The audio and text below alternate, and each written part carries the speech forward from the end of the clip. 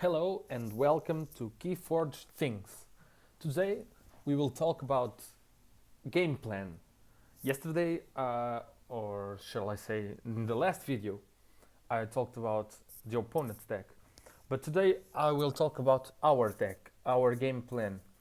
And ahead of Saturday, that will be the Triad qualifier for KFPL. I think it's kind of important to have a game plan when you go to a triad because you might play three different decks and they might be quite different even though you always have kind of the same playstyle or you have to adapt your playstyle to the cards you have in hand. You might have a game plan for that deck and a way to play around it. And when you have to play in a triad, you will have to change decks quite fast.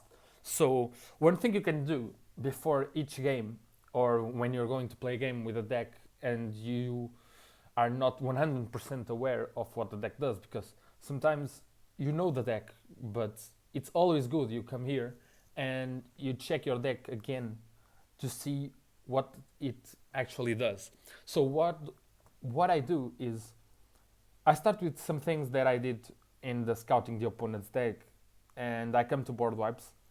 It's always important, the board wipes and the creature control. I believe that in this meta, we have a lot of boards that can do really, really, really insane things. So you have to be able to control it. And then what I do after this is check my amber control.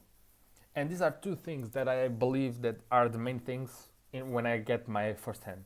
Because if my deck lacks amber control, in this case this is a Kota deck, and it has pretty much a lot of amber control, so it's not a problem.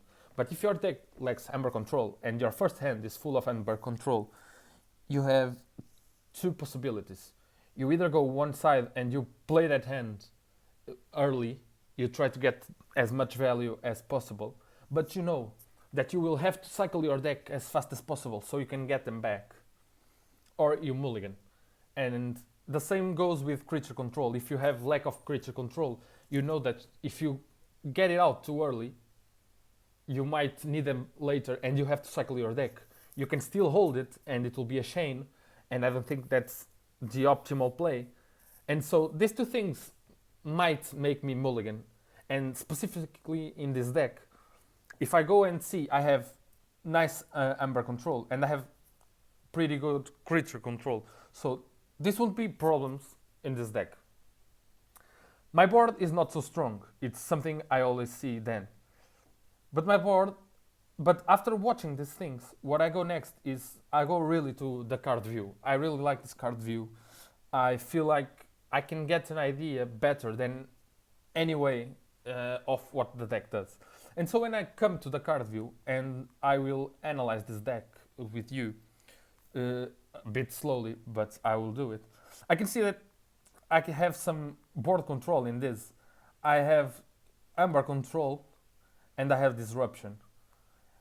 And in Mars, I have some more disruption and board control. So I have it in both houses. I don't have that much amber control, even though I have some mind warper here. And then I have a full shadows of amber control and still some board control with pawn sacrifice, double relentless whispers, and some creatures. I have a low creature count, but the ones I have, they all are kind of important and really good. And when I see this, I see that we have Chef Ape and Elix Dominator with double tank. And what can I do, and or what do I want to do with this deck when I'm playing with it? So it depends on the cards I get, but I will try to go on a way that I will try to put down my Mars creatures to build a strong board. And I will use these tanks and Chef Ape and Elix Dominator to build that board. And I can try to use tank to clean the board with the other tank and the ammonia clouds, or the gongoozle.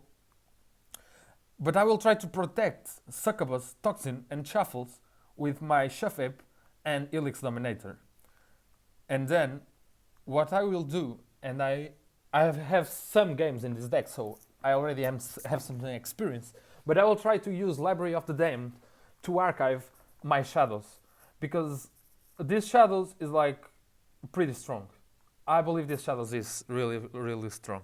So I'll archive and basically play two houses all the game.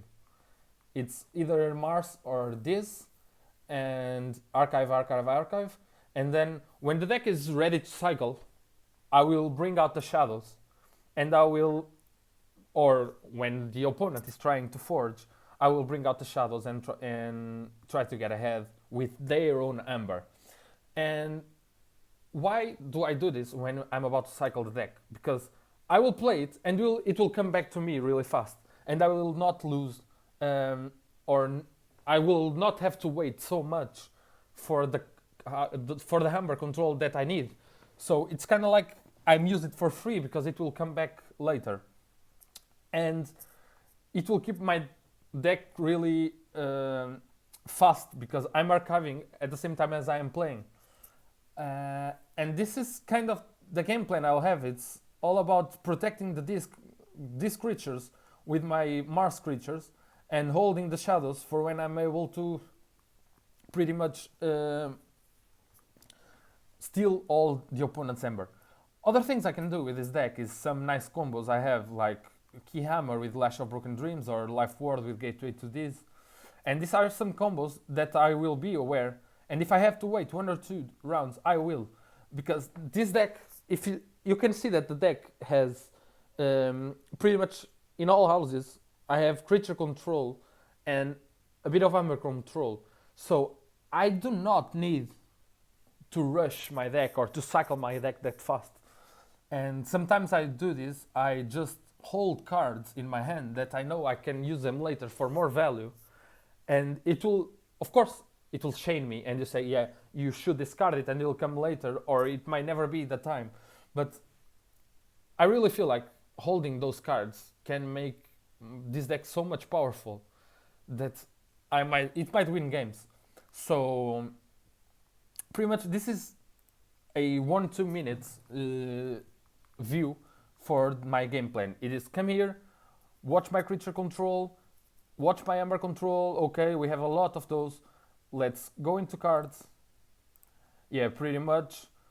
I come here, archive, lash, disruption, amber control, big guys to protect the small guys here, and then full shadows to hold and play it at once when my opponent is ready to forge, or ghostly hand for a first card turn. So this is what I do. I can pick up here another deck that I'm really experienced, and so it's easier for me to explain, like this one. This is a 57 SAS, and it's harder because low SAS normally lacks a lot more things. And this deck really lacks amber control. I have no amber control in this deck. Charrette and Schuller are nothing. And then I have really low expected amber. I have some creature control, but not that much too. But after I see this, if I go to cards, even though I've seen here that it has lots of speed, even I can come here and see, well, there's a Hecatomb with some creatures. This is a great burst of amber. Even though I have low expected amber, I can do a nice burst. And I have some creature control here. I can archive with the Library of the Damned. I can archive with Membership. I can draw with Library of Babel. And then I see Triple Igor, Double Philo the Researcher, Helperbot, Research Smoko, and ZYX Researcher. This logos is full speed. When I come here and see these logos, even though I know the deck, I come here and I remember, well, these logos is just setting up for the other houses. I don't really need to play the logos that much, because in 1-2 turns I play all my logos and I get all my Untamed together. And so you come here and see Key Charge with 1 Amber Pip. Well, pretty bad. But what I can do is Igor, Phila, and then I have 7-8 cards in my hand that are Untamed. I put them all down in the next turn, and then my opponent will be forced to use a board wipe. If they don't, I can just 5 rips and Key Charge. And this is pretty strong because Even though I lack a lot of things, this deck is pretty fast to set up the other houses because these logos. So when I'm watching here, I should say, it really shows that it lacks a lot of things. But when you come in here and see the cards, you remember that you have some creature control, you have low amber control, so you will try to archive both these cards to use them in the perfect moment because you will really need them. And then you have the full speed logos to set up the board, the big board Untamed, and then with Dusk Switch and Key Charge, tons of rips and Key Sheet. So this is how I do my game plan. I pretty much check board wipes, creature control, amber control. I believe those are the most important things. And then I go just to cards to remember what my cards are because visually I really love this view and it helps me to see the combos, to see what cards does, and to see what each house does. So if it's pretty strong in speed, in amber control, board control, and then I just go and play. I don't really watch that much to these graphics in when I'm preparing for a game in my game plan, but you can also watch them too. But I believe these are a pretty strong way to prepare your deck to your game.